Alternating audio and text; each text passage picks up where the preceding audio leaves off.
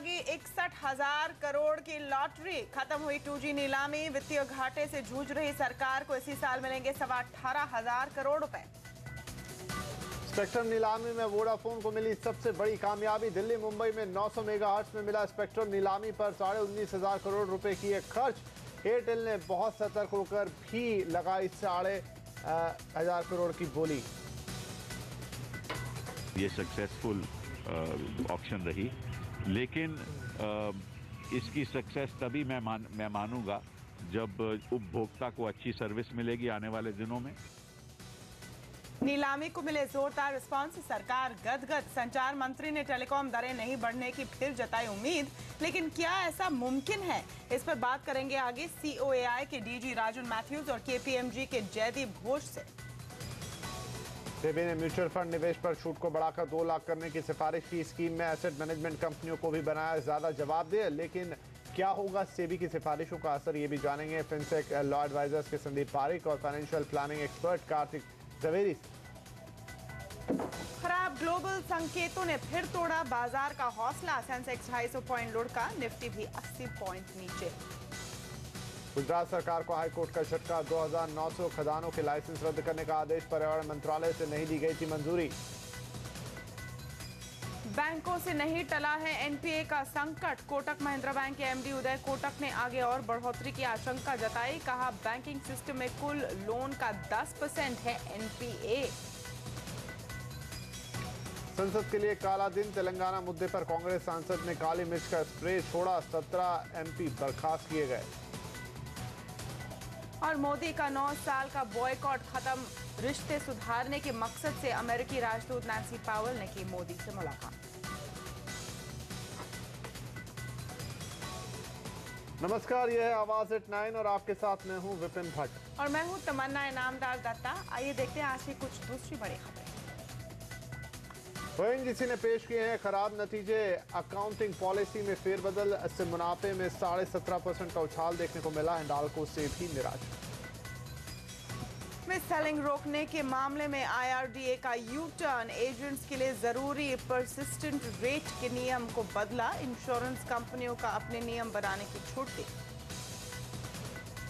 Toll के मुद्दे पर पृथ्वीराज और राज ठाकरे के बीच कई मुद्दों पर सहमति। मुख्यमंत्री ने छोटे नाके खत्म किए। टैक्स घटाने पर विचार करने का भी दिया भरोसा।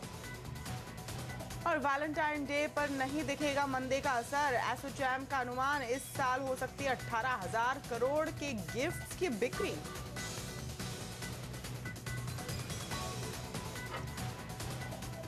10 दिनों तक चली 2G स्पेक्ट्रम नीलामी ने सरकार को मालामाल कर दिया है। इस नीलामी से सरकार को 61,000 करोड़ से ज्यादा मिले हैं। 68 राउंड तक चली इस नीलामी में एयरटेल, वोडाफोन सहित 8 टेलीकॉम कंपनियों ने हिस्सा लिया। इन कंपनियों ने 900 मेगाहर्ट्ज और 1800 मेगाहर्ट्ज के लिए बोलियां लगाई हैं।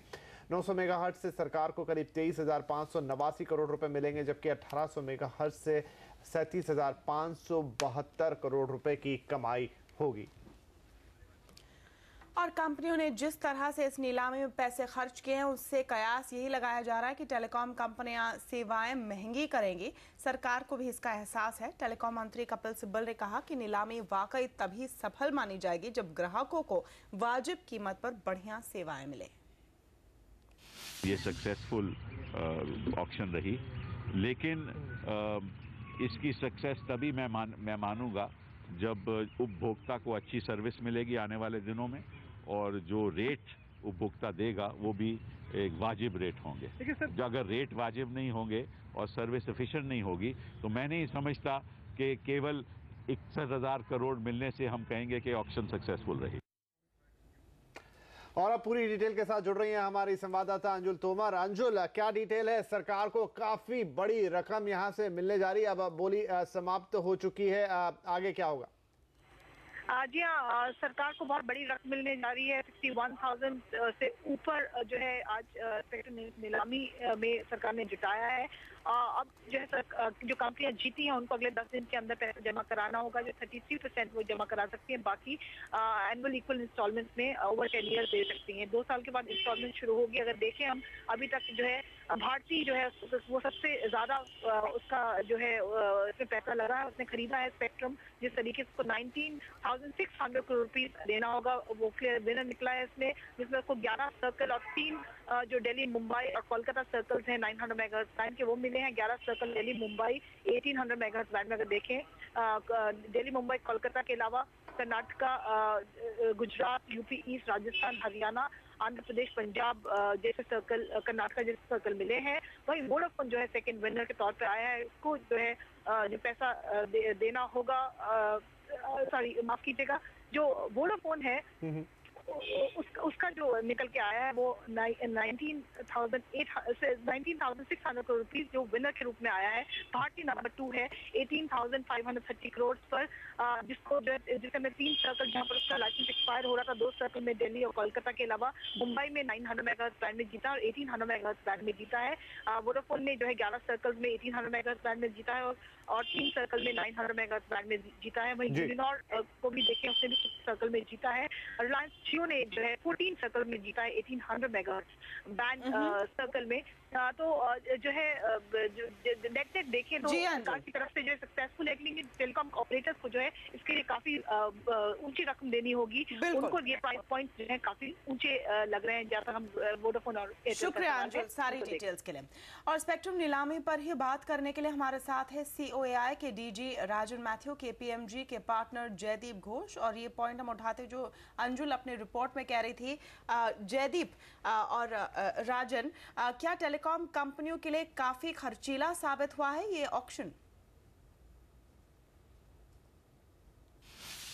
Yes, the government has certainly done well.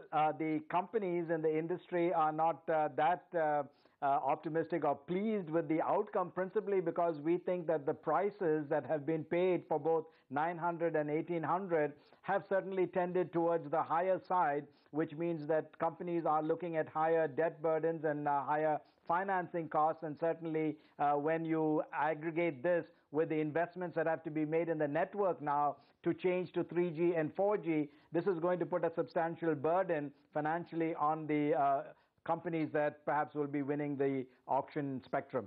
Matthew साहब, जयदीप, यहाँ सरकार को 61,000 करोड़ रुपए मिलेंगे, लेकिन कंपनियों के लिए क्या यह सौदा कुछ महंगा साबित लग रहा है? आपको महंगा लग रहा है?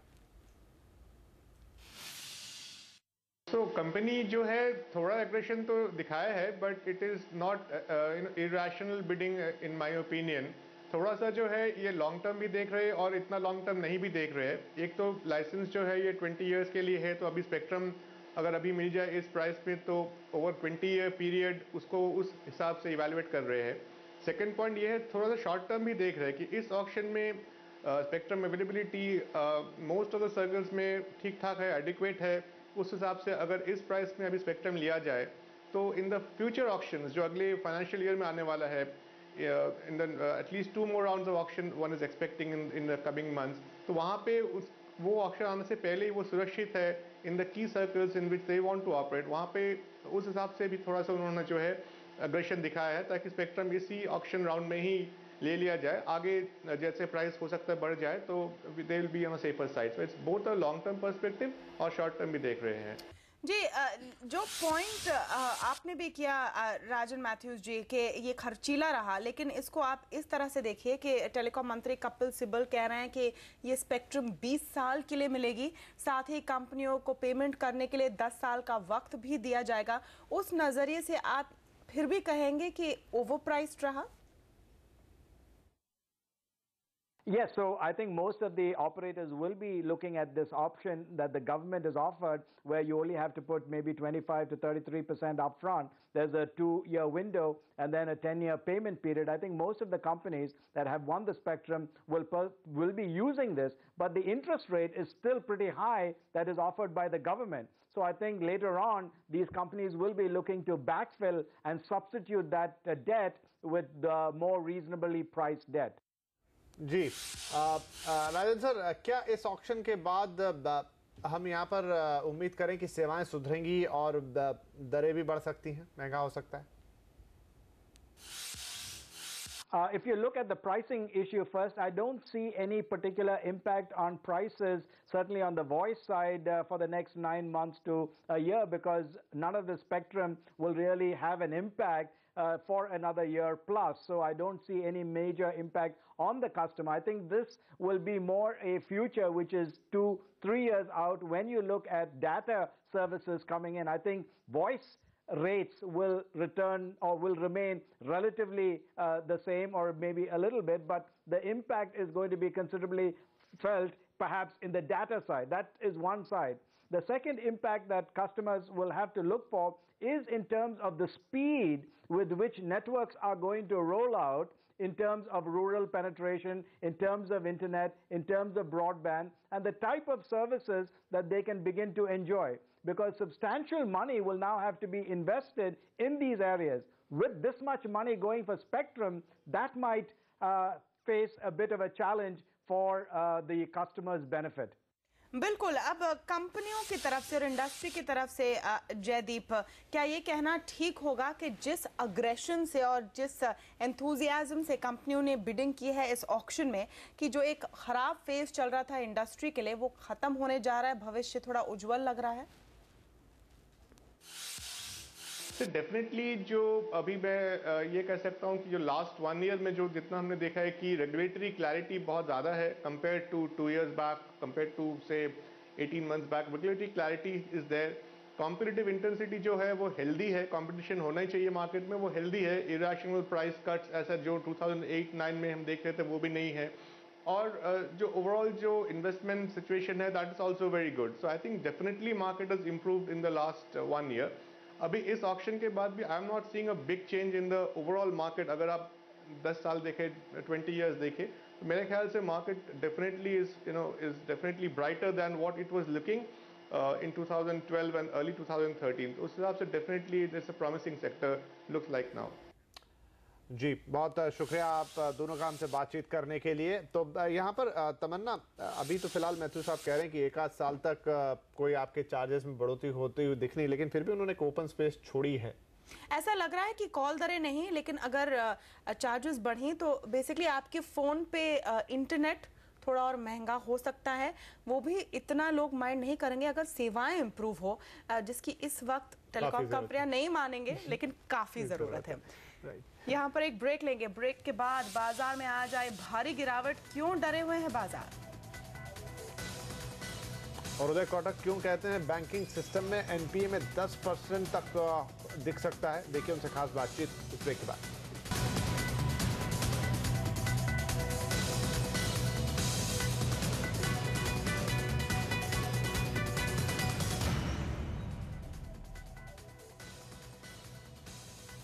इस साल भी आर्थिक मोर्चे पर दिक्कतें कम होने वाली नहीं है। कोटक महिंद्रा बैंक के एमडी उदय कोटक का मानना है कि पिछले साल की तरह इस साल ग्लोबल आर्थिक संकट को लेकर चिंताएं तो नहीं है, लेकिन करंट अकाउंट घाटे के मोर्चे पर चुनौती अभी रहने वाली है।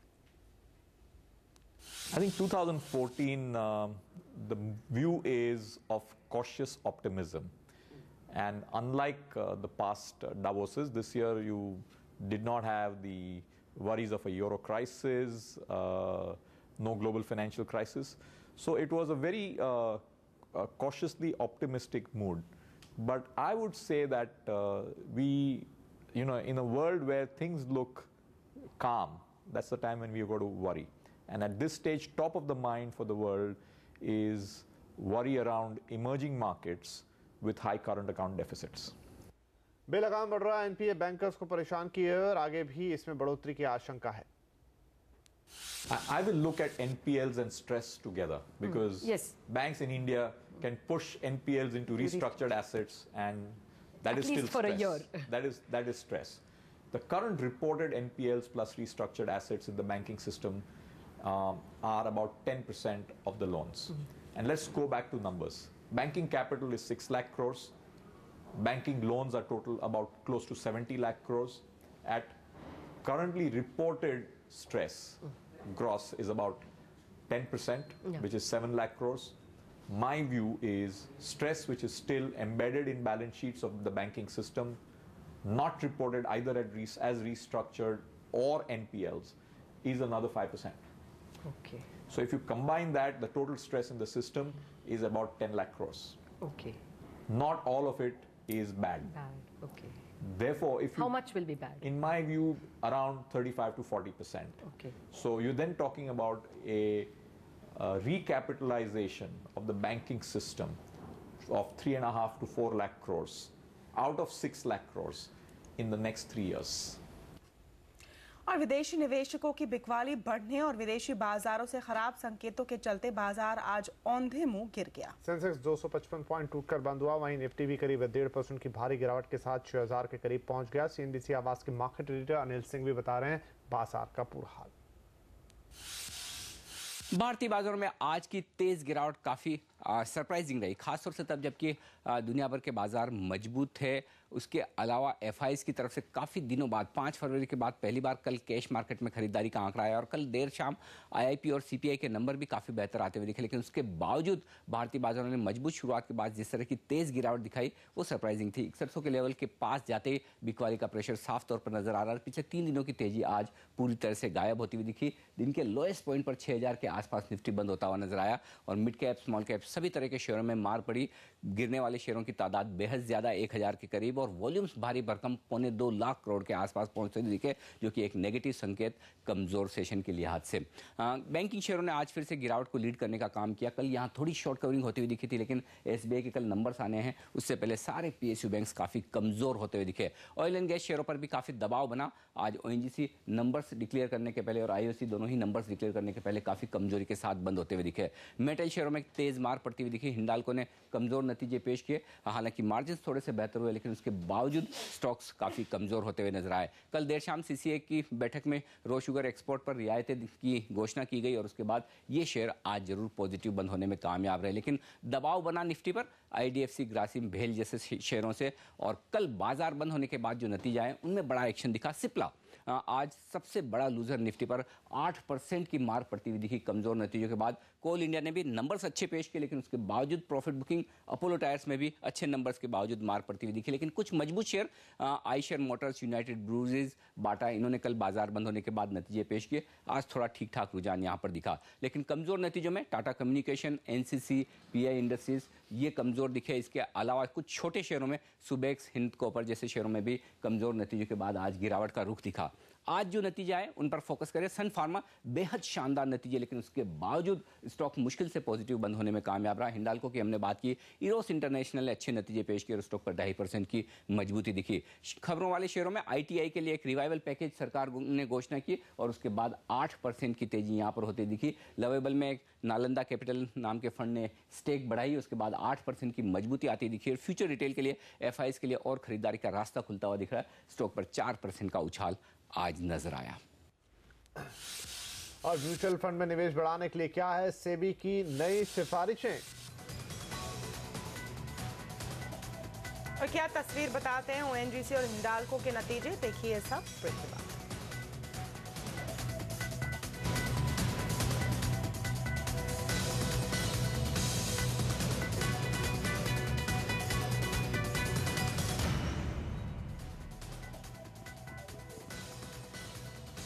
सेबी ने आज सरकार से सिफारिश की है कि म्यूचुअल फंड निवेश पर छूट को बढ़ाकर 2 लाख कर दिया जाए। यही नहीं, आज उसने एएमसी को ज्यादा जवाबदेह बनाने के लिए भी नए नियम बनाए हैं। अब एएमसी को निवेशकों से जुटाई गई रकम का कम से कम 1% खुद लगाना होगा। इसके अलावा मार्केट रेगुलेटर सेबी ने कॉर्पोरेट गवर्नेंस के नियम और सख्त कर दिए हैं। आज उसने इंडिपेंडेंट डायरेक्टर पर नए नियम जारी किए हैं। नियमों पर बात करने के लिए अब हमारे साथ जुड़ रहे हैं फिनसेक लॉ एडवाइजर्स के संदीप पारिक और ऑनलाइन फाइनेंशियल प्लानिंग के डायरेक्टर कार्तिक जवेरी, और साथ ही हैं दिल्ली ब्यूरो चीफ लक्ष्मण रॉय। लेकिन पहले कार्तिक आपसे बात करेंगे, एटीसी के तहत मिलने वाली जो छूट है उसे अब 2 लाख करने की सिफारिश की है सेबी ने, इसे कैसे देखते हैं आप? एक तरह से तो अच्छा ही है, क्योंकि इन्वेस्टर को ज़्यादा सा एक प्रोविजन मिलेगा, ज़्यादा टैक्स सेविंग करने का एक अपॉर्चुनिटी मिलेगा। पर साथ ही साथ मेरे ख्याल से एटीसी को एक्सपेंड नहीं करना चाहिए, क्योंकि प्रॉब्लम ये हो जाएगी कि एटीसी को एक्सपेंड करते ही सारे इंश्योरेंस एजेंट निकल पड़ेंगे और सारी इंश्योरेंस पॉलिसी दे देंगे, बहुत सारा मिस सेलिंग होने की बहुत बड़ी संभावना है। तो अगर इनको रियली बेनिफिट देना है फाइनेंस मिनिस्ट्री को, तो ये करना चाहिए कि एक अलग सा सेक्शन बनाना चाहिए। जिस प्रकार से Rajiv Gandhi equity saving scheme के लिए एक अलग सेक्शन है, वैसे ही रिटायरमेंट के लिए एक अलग सेक्शन बना दें, और किसी और अगर प्रोविजन देना है तो उसके लिए एक अलग से सेक्शन बना दें, ताकि जिसको भी इस टैक्स बेनिफिट का अपॉर्चुनिटी है, जो जिसको भी इसका फ़ायदा लेना है, तो वो अलग अलग सेक्शंस में जाके इन्वेस्ट करे, ताकि उसका जो उद्देश्य है कि लॉन्ग टर्म में इसकी वेल्थ क्रिएशन हो, इन्वेस्टर को थोड़ा सा ज़्यादा फायदा हो, तो तभी अचीव हो पाएगा। वरना लोग या तो पीपीएफ में इन्वेस्ट कर देंगे या तो इंश्योरेंस पॉलिसीज में एक्सेस पैसा डाल देंगे, और फिर 2 साल के बाद यही सवाल आएंगे कि मैंने इस पॉलिसी में पैसा डाला था और अभी तक मेरा कोई रिटर्न नहीं मिला, फंड डाउन है वगैरह वगैरह। तो मेरे ख्याल से सेम सेक्शन को एक्सपैंड नहीं करना चाहिए, बेनिफिट जरूर देना चाहिए पर अलग सेक्शंस के अंतर्गत। जी Kartik, long term mutual fund products में निवेश पर 50,000 रुपए की टैक्स छूट देने को भी कहा है, क्या इससे निवेशकों को कुछ फायदा होते दिखता है? जाहिर सी बात है कि म्यूचुअल फंड में वैसे ही आपको 8 से 10 साल 15 साल तक इन्वेस्ट करना चाहिए, पर आमतौर पे इन्वेस्टर इतना ज़्यादा रुकता नहीं है, या तो मुनाफा वसूली कर लेता है या तो अगर नुकसान होता है तो क्विकली बाहर निकल जाते हैं। तो ये चीज़ को और ये बिहेवियर को रोकने के लिए अगर ये लॉन्ग टर्म पॉलिसी वाले फंड्स अगर वो लेके आते हैं, तो इसका मतलब यही अभी तो समझा जा सकता है कि ये पॉलिसीज़ जो होंगी, ये जो फंड्स होंगे, ये फंड्स करीब करीब 10 या 15 साल के लॉक इन के साथ आएंगे, और यदि आपको इसमें से कोई पैसा विड्रॉ करना है तो शायद आपको एक हैवी पेनल्टी भरनी पड़े, या जो एग्जिट लोड जिसे कहते हैं म्यूचुअल फंड की भाषा में, वो शायद 4-5-6% का एक आपको एग्जिट लोड देना पड़े। तो वो काफ़ी भारी पेनल्टी हो जाएगी, और वो एक डिसइंसेंटिव होगा कि आप पैसा ना निकाल सकें, और जो उद्देश्य से आपने पैसा लगाया था वो उद्देश्य का आपको पूरा लाभ मिले, मतलब आपको जो भी रिटर्न मिलना था 15% 18%, वो रिटर्न का आपको फायदा हो। लक्ष्मण, आज सेबी ने कॉर्पोरेट गवर्नेंस को ज्यादा पारदर्शी बनाने के लिए भी फैसले लिए हैं। इंडिपेंडेंट डायरेक्टर्स पर सेबी ने कुछ नियम बनाए हैं, आप उन पर थोड़ा प्रकाश डालें। देखिए, कॉर्पोरेट गवर्नेंस को लेकर खास तौर से इंडिपेंडेंट डायरेक्टर की भूमिका को लेकर काफी ज्यादा अहम फैसले लिए गए हैं। सबसे महत्वपूर्ण फैसला तो ये लिया गया है, इंडिपेंडेंट डायरेक्टर जो भी होंगे वो एक शख्स जो है अधिक से अधिक 7 कंपनी में इंडिपेंडेंट डायरेक्टर हो सकते हैं। अगर कोई होल टाइम डायरेक्टर है तो अधिक से अधिक एक समय में 3 कंपनियों का होल टाइम डायरेक्टर हो सकता है। साथ ही साथ इंडिपेंडेंट डायरेक्टर के पास स्टॉक ऑप्शंस की सुविधा अब नहीं रहेगी। जो भी नॉमिनी डायरेक्टर होंगे वो इंडिपेंडेंट डायरेक्टर की श्रेणी में नहीं आएंगे, और इसके अलावा जो कंपनी है, कंपनी के बोर्ड में एक महिला डायरेक्टर का होना जरूरी होगा, और बड़े अधिकारियों को जो पैकेज दिए जाते हैं, सैलरी दी जाती है, उसकी समीक्षा करने के लिए एक खास तौर से कमेटी बनी रहेगी। और एक और महत्वपूर्ण फैसला कि जितने भी फैसले लिए गए हैं सेबी के बोर्ड में, वो सभी जो है 1 अक्टूबर 2014 से लागू होंगे, यानी इसी साल 1 अक्टूबर से सारे फैसले लागू माने जाएंगे। जी, संदीप पारेख हमारे साथ हैं। पारेख जी, इंडिपेंडेंट डायरेक्टर ज्यादा से ज्यादा 7 लिस्टेड कंपनी में रह सकते हैं, क्या आपको लगता है ये आंकड़ा फिक्स करना सही है? देखिए, मैं पूरी तरह से सहमत नहीं हूँ ये नंबर से, क्योंकि जो 7 नंबर है वो कुछ माइक्रो मैनेजमेंट लेवल पे आ सकता है। उसको कह सकते हैं कि माइक्रो मैनेजमेंट कर रहा है, सेबी माइक्रो रेगुलेशन कर रहा है, क्योंकि 7 कंपनीज बहुत ज़्यादा भी हो सकता है और कई सर्कमस्टेंसेस में बहुत ज़्यादा ना भी हो। जैसे कि बैंक या तो म्यूचुअल फंड एएमसी के बोर्ड पे आप बैठे तो इतना हेवीली रेगुलेटेड है कि आप 3-4 कंपनीज में भी बैठे तो भी काफ़ी ज़्यादा प्रेशर रहता है, काफ़ी काम रहता है, काफ़ी उसमें इन्वॉल्वमेंट रहता है, ऑडिट कमेटी उसके ऊपर से आप इन्वॉल्व हैं। तो मेरे हिसाब से काफ़ी इन टाइप की कंपनीज में काफ़ी ज़्यादा मेहनत लगती है।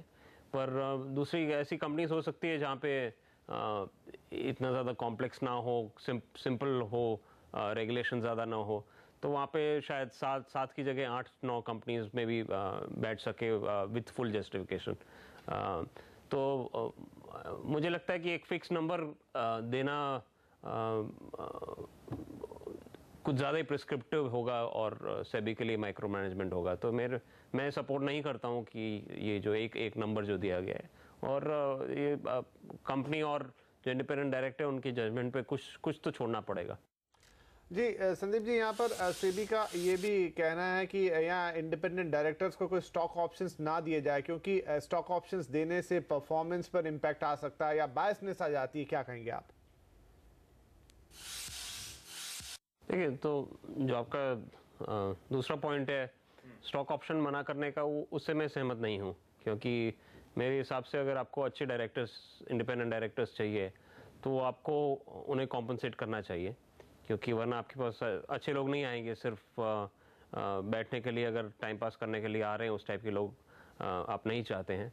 अच्छे लोग चाहते हैं तो आपको कॉम्पनसेट करना पड़ेगा। और कॉम्पनसेशन में सबसे बेहतर तरीका है ESOPs देने का, क्योंकि उससे आपका कंपनी का जो प्रॉफिटेबिलिटी है, उसका लॉन्ग टर्म ग्रोथ है, वो सारा अलाइन हो जाता है कि आप अगर company is not doing well ultimately, तो बोर्ड ऑफ डायरेक्टर्स का स्ट्रेटेजी जो है, विजन है, वो रिफ्लेक्ट होता है कंपनी के परफॉर्मेंस पे।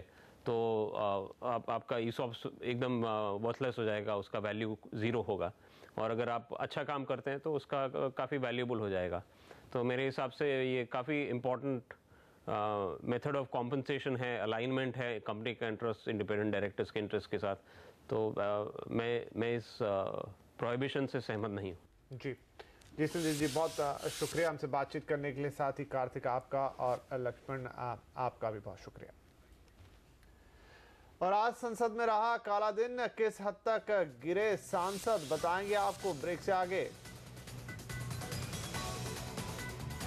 अमेरिकी राजदूत नैन्सी पावेल आज मिली नरेंद्र मोदी से, क्या अमेरिका मोदी पर अपना रुख बदल रहा है? देखिए ये सब ब्रेक के बाद।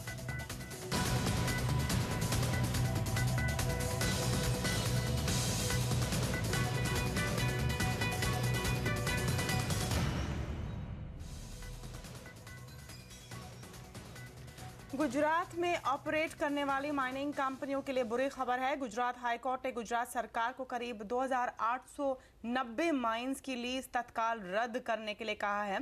हम आपको बता दें कि लीज के लिए पर्यावरण मंत्रालय की मंजूरी लेनी जरूरी थी। यही नहीं, हाईकोर्ट ने सरकार को अगस्त 2014 तक रिपोर्ट सौंपने को कहा है कि लीज पर दी गई माइंस के लिए क्या कदम उठाए। इस खबर पर और डिटेल्स के लिए बात करते हैं अहमदाबाद से हमारे संवाददाता मनीष देसाई से। मनीष, क्या कहा है गुजरात हाईकोर्ट ने? देखिए, ये बहुत बड़ा झटका है गुजरात सरकार के लिए और उन लीज होल्डर के लिए जिनके पास अभी माइनिंग के लाइसेंस है, क्योंकि गुजरात हाईकोर्ट ने ये कहा है कि केंद्रीय वन और पर्यावरण मंत्रालय की बिना पूर्व मंजूरी के किसी तरह की माइनिंग नहीं हो सकती है। अगर देखा जाए तो गुजरात में ऐसी करीब 28 से 30 हजार माइन्स है जो अभी इस तरह की बिना कोई प्रायर परमिशन के चल रही है और पर्यावरण मंत्रालय की किसी तरह की क्लियरेंस नहीं मिली है।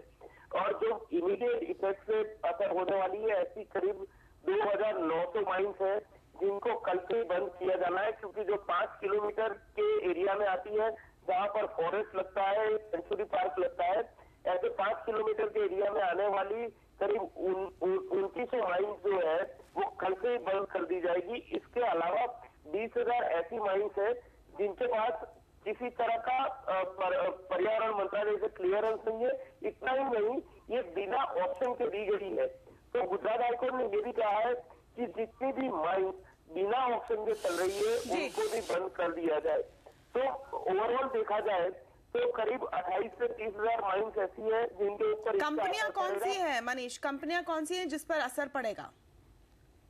देखिए, कंपनियां अभी कह पाना मुश्किल है, लेकिन ये बता दूं कि जो सेक्टर है, अगर हम बात करें कंस्ट्रक्शन सेक्टर, क्योंकि बालू जो जिसकी माइनिंग सबसे ज्यादा होती है, नदियों से रेत निकाल के लोग कंस्ट्रक्शन के लिए इस्तेमाल करते हैं, उस सेक्टर पर इसका सबसे बड़ा असर दिखेगा। इसके अलावा लाइमस्टोन और चॉक पाउडर का इस्तेमाल करने वाली जितनी भी कंपनियां हैं उनके ऊपर असर पड़ेगा, क्योंकि ये 3 मेन सेक्टर है जिनकी माइनिंग के ऊपर रोक लगाई गई है गुजरात हाईकोर्ट के द्वारा। जी, बहुत शुक्रिया मनीष इस जानकारी के लिए। और अब राजनीति से जुड़ी कुछ खबरें।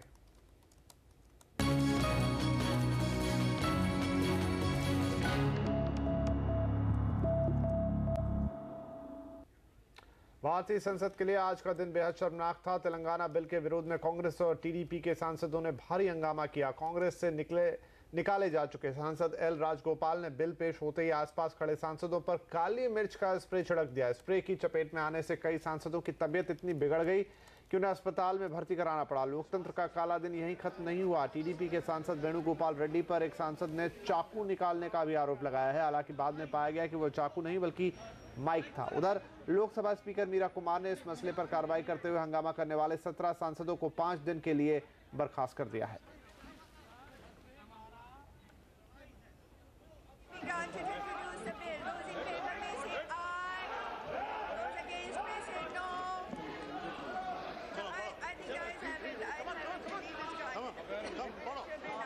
I'm too much in pain at what has happened, and I'm going to have consultation what is to be done, and this has shamed us.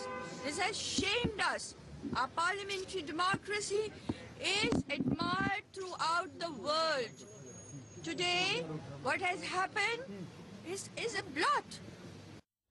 BJP ने इस घटना के लिए कांग्रेस को जिम्मेदार ठहराया है। वहीं कांग्रेस ने कहा दोषियों पर सख्त कार्रवाई होगी।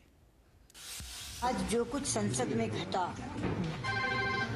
वो केवल दुर्भाग्यपूर्ण ही नहीं है बल्कि शर्मनाक भी है, और इसके लिए एकमात्र दोषी कांग्रेस पार्टी और कांग्रेस की सरकार है। It was disgraceful for Parliament, not only for your government and your own MPs. I feel very sad about it. मैं तो कहता हूं कि इस chaotic condition में इनको सिवाय वोट ऑन अकाउंट करने के और कुछ नहीं करना चाहिए। मोदी से अमेरिकी राजदूत के मुलाकात की है, जिस पर पूरी दुनिया की नजर टिकी हुई थी। भारत में अमेरिका की राजदूत नैन्सी पॉवेल ने बीजेपी के पीएम पद के उम्मीदवार नरेंद्र मोदी से आज गांधीनगर के मिनिस्टर्स एनक्लेव में मुलाकात की। दोनों ने गर्मजोशी से हाथ मिलाकर एक दूसरे का स्वागत किया। मोदी ने पॉवेल को गुलदस्ता भी दिया। अमेरिका की तरफ से इस मुलाकात को भारत के बड़े नेताओं से मुलाकात का हिस्सा बताया गया है। सूत्रों के मुताबिक नैन्सी पॉवेल मोदी के साथ मुलाकात में लोकसभा चुनाव से जुड़े मुद्दों और देश के बारे में उनकी दृष्टि पर चर्चा करने आई थी। और यहाँ पर ये भी कहा जा रहा है कि इस मुलाकात को 9 साल से जारी मोदी का बहिष्कार खत्म करने का अमेरिकी संकेत के तौर पर देखा जा रहा है।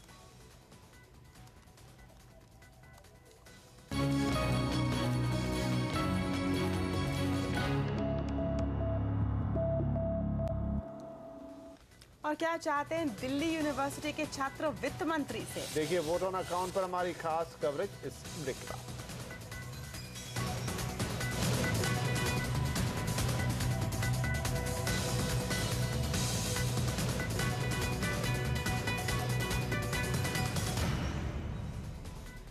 वित्त मंत्री पी चिदम्बरम 17 फरवरी को जब सरकार का आर्थिक लेखा जोखा यानी वोट ऑन अकाउंट पेश करेंगे तो क्या उम्मीद रखनी चाहिए वित्त मंत्री से?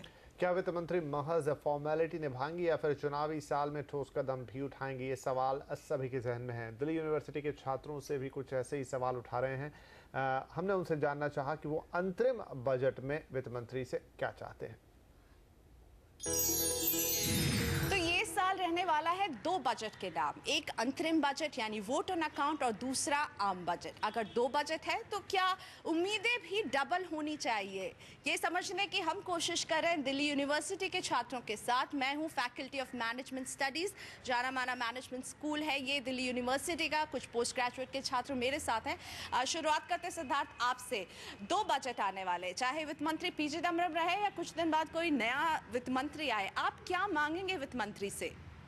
अभी जो हमारा टैक्स स्ट्रक्चर है वो उसमें बहुत अनसर्टेनिटीज़ है, बहुत उलझने हैं, तो ये बहुत मुश्किल करता है। जो कंपनीज इंडिया की नहीं है, जो बाहर से आ रही हैं, वो इसे समझ नहीं पाती और एज अ रिजल्ट जो वोडाफोन के साथ हुआ वो और कंपनीज के साथ ना हो, इस डर से कई कंपनियां आती नहीं। और हमें अच्छी क्वालिटी जॉब्स आज भी नहीं मिल पाती, क्योंकि आज भी इंडिया में जो बेस्ट जॉब्स होती हैं वो MNCs ही प्रोवाइड कर रही हैं। तो अगर थोड़ा टैक्स स्ट्रक्चर सिंप्लीफाइड हो, क्लैरिटी रहे, सर्टेनिटी रहे, तो हम देश के लिए भला होगा, क्योंकि ये कंपनीज आके इंडिया में ही रेवेन्यू जनरेट करेंगी, हमें जॉब्स देंगी, हमें टैक्स का गवर्नमेंट को टैक्स देंगी, तो भला इंडिया का ही होगा अगर इंडिया का टैक्स सिंपल हो तो। यानी MNCs के भारत आने के रास्ते में थोड़ी सी क्लैरिटी चाहिए ताकि जॉब्स भी क्रिएट हो, रेवेन्यू भी क्रिएट हो। निहारिका अग्रवाल, आप क्या मांगेंगे वित्त मंत्री से, चाहे ये वित्त मंत्री हो या कोई नए वित्त मंत्री हो? आपको क्या लगता है एज ए स्टूडेंट आपको क्या चाहिए? जैसे कि सिद्धार्थ ने कहा कि आज भी जो बेस्ट जॉब्स कंपनीज देती हैं सब बाहर से आती हैं। मैं ये जानना चाहती हूँ कि वित्त मंत्री जी कुछ ऐसा करें कि हमारी ही देश की कंपनियाँ और आगे बढ़ें। क्या कुछ वो मैन्युफैक्चरिंग सेक्टर में इन्वेस्टमेंट करेंगे, कुछ उसके लिए बजट में अलॉट करेंगे अलग से, कि ताकि वहाँ पे ज़्यादा डेवलपमेंट हो और हमें वहाँ पे जॉब्स अपने ही देश में मिले, अपनी देश की कंपनियों के लिए हम काम करें और पैसा बढ़ाएं अपने देश का। बिल्कुल, यानी कहीं ना कहीं इनके मन में एक जॉब्स को लेकर के सभी के मन में सवाल है। धवल प्रताप, बजट से क्या उम्मीद है आपको? आप क्या सोचते हैं कैसा होना चाहिए बजट, जिसमें आपको क्या लगता है क्या चीज़ें होनी चाहिए जो उनको एकदम करना बहुत ज़रूरी है अभी? सबसे पहले तो देखिए, क्योंकि देश में युवा की संख्या बहुत ही ज़्यादा है, तो एक तो चीज़ है कि नंबर ऑफ़ जॉब्स बढ़नी चाहिए, क्योंकि वो तो सबसे ज़रूरी। उसके बाद उन जॉब्स के अंदर अकाउंटेबिलिटी होनी चाहिए। और जैसे कि सिद्धार्थ ने भी पहले कहा कि अगर फॉरेन फर्म्स को और ज़्यादा लाया जाए, क्योंकि अभी हमारा रुपया भी कमज़ोर चल रहा है, तो अगर फॉरेन फर्म्स को और ज़्यादा लाया जाए तो विदेशी इन्वेस्टमेंट भी आएगा और इससे नई जॉब्स भी बढ़ेंगी। ऋषभ कालिया, सेकेंड ईयर के आप स्टूडेंट हैं, आप क्या मांग रखना चाहेंगे वित्त मंत्री से? जी, मैं कहूँ कुछ चीज़ें यहाँ बहुत महत्वपूर्ण है। पहली बात तो ये है कि जो हमारी वेलफेयर स्कीम्स हैं, जो आवासीय योजना है, जो रोजगार बनाने की योजना, जो योजनाएं सरकार की है, वो अच्छे कदम है, पर वो कहीं ना कहीं रहकर सिर्फ एक डोल आउट या फिर एक गिव अवे के सेंस में आ जाता है। तो मतलब सरकार को एक एफर्ट करना चाहिए कि सारे जो स्कीम्स हैं वो एक कंसर्टेड एफर्ट में रहें, सारी एक दिशा में रहें, ताकि उनका लॉन्ग टर्म प्लान क्लियर रहे, रादर देन एक शॉर्ट टर्म में पैसा देने वाला स्कीम रहने के बजाय। दूसरी बात मैं ये कहूँगा कि हमारे यहाँ बहुत आंकड़े देखते हैं इस बारे में कि अनएम्प्लॉयमेंट बहुत है, लोग हमारे स्किल रेडी नहीं है, जॉब रेडी नहीं है। तो उस हिसाब से सरकार कदम क्या उठा रही है? हम ये बातें सुनते ज़रूर रहते हैं, बट सरकार की तरफ से कोई नया इंस्टीट्यूट या कोई नया स्किल बेस्ड टेक्निकल इंस्टीट्यूट खुलना एक अच्छा कदम हो सकता है इस रिगार्ड में। और एक महत्वपूर्ण बात ऑफ कोर्स ये है कि सिंस ये वोटर अकाउंट है या फिर अंतरिम बजट है, मैं ये सिंसियरली होप करूंगा कि हमारे वित्त मंत्री इसे शॉर्ट टर्म ना रख के थोड़ा लॉन्ग टर्म सोचे और सिर्फ इलेक्शन को ना देखते हुए दूर की सोचते हुए एक बजट पेश करें हमारे देश को। बिल्कुल, यानी एक सोच के साथ हो, एक थॉट के साथ हो। और जैसा कि ऋषभ ने कह ही दिया कि ये एक वोटर अकाउंट है, एक अंतरिम बजट है, तो इसमें सोच कितनी दूर की होगी? एक तुरंत जल्द से एक वोट इन सब का ही ले लेते हैं। आपको क्या लगता है? एक अंतरिम बजट है तो इसमें हम कुछ ऐसे कदम होते हुए देखेंगे जो लॉन्ग टर्म बेनिफिट देंगे, हाँ या ना में आप क्या कहेंगे? ना, बहुत मुश्किल है। आपको लगता है निहारिका, वित्त मंत्री जी कुछ ऐसे कदम लेंगे जो दूरगामी असर रखेंगे? 2014 के इलेक्शन आते हुए देख के तो मुझे ऐसा नहीं लगता। और धवल, आपको क्या लगता है, वित्त मंत्री कुछ बोल्ड स्टेप लेंगे? मुझे भी ऐसा नहीं लगता है। मेरे ख्याल से उनके जो भी स्टेप होंगे अगले 3 महीने को ध्यान में रखते हुए होंगे। तो ये है दिल्ली यूनिवर्सिटी के छात्र जिन्हें लग रहा है अंतरिम बजट बस कुछ ऐसे ही वादों के साथ आएगा जो शायद पूरे नहीं होंगे, लेकिन हाँ, जब आम बजट पेश होगा तो इन सब की बातें जो है वो अपनी जगह पर रहेंगी। और सबसे महत्वपूर्ण बात, ज़रूरी है नौकरियों की, विदेशी फर्म्स को भारत तक लाने की, और कहीं ना कहीं वेलफेयर स्कीम्स पर सिर्फ खर्चा बढ़ाने से काम नहीं होगा, वो कितना काम कर रही है इस पर नजर डालना भी ज़रूरी होगा। प्रियंका संभव, दिल्ली।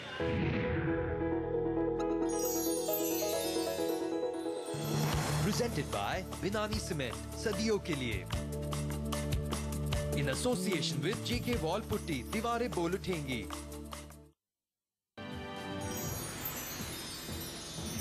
इन्फ्लेशन जो है इस समय it is on the very high ramp and which is to be control, और वो इकोनॉमिक को मिनिस्टर को देखना है। उसी से महंगाई भी कंट्रोल होगी, उसी से और भी जो इकोनॉमिक रिफॉर्म से होने हैं दैट कैन बी डन। और इंश्योरेंस कंज्यूमर को IRDA ने कैसे दिया झटका? पटना में लड़कियों को स्कूल में सिखाया जाएगा मार्शल आर्ट्स।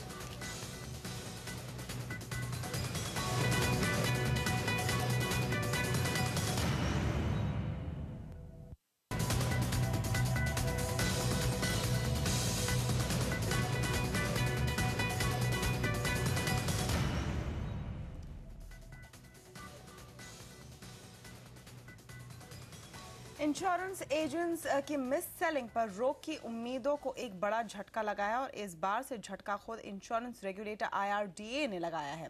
IRDA ने एक नोटिफिकेशन के जरिए एजेंट्स के लिए जरूरी परसिस्टेंट रेट के नियम को बदल दिया है। 2011 में IRDA ने नियम बनाया था कि किसी भी एजेंट को 3 साल तक अपनी बेची गई पॉलिसीज में कम से कम 50% का परसिस्टेंट रेट और इसके बाद वित्त वर्ष 2015 से 75% परसिस्टेंट रेट रखना होगा।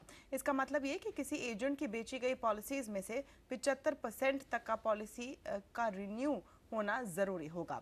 लेकिन अब IRDA ने इस नियम में बदलाव करते हुए इंश्योरेंस कंपनियों को ये छूट दी है कि वो अपने एजेंट्स के लिए परसिस्टेंट रेट में अलग नियम बना सकते हैं।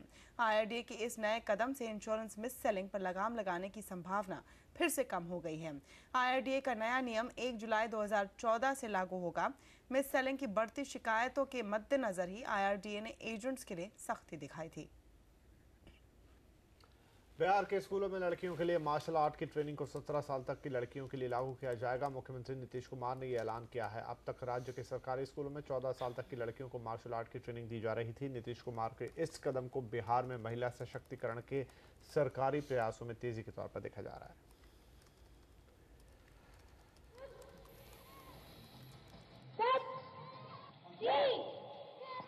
जूडो कराटे है, ये जो हम प्राथमिक विद्यालय और मध्य विद्यालय में इसका प्रशिक्षण दे रहे हैं, और अब इसके जितने मास्टर ट्रेनर्स हैं वो भी बिहार में ही प्रशिक्षित हो चुके हैं। अब इसको आगे बढ़ाना चाहिए और हाई स्कूलों में भी अब जूडो कराटे के प्रशिक्षण का विस्तार किया जाना चाहिए। मेरा एक वित्त मंत्री से एक ही रिक्वेस्ट है कि जो अभी 1,80,000 का टैक्स लिमिट है वो बढ़ाकर 2 लाख करनी चाहिए। और आवाज 9 में फिलहाल इतना ही। आपसे फिर मुलाकात होगी, तब तक के लिए नमस्कार।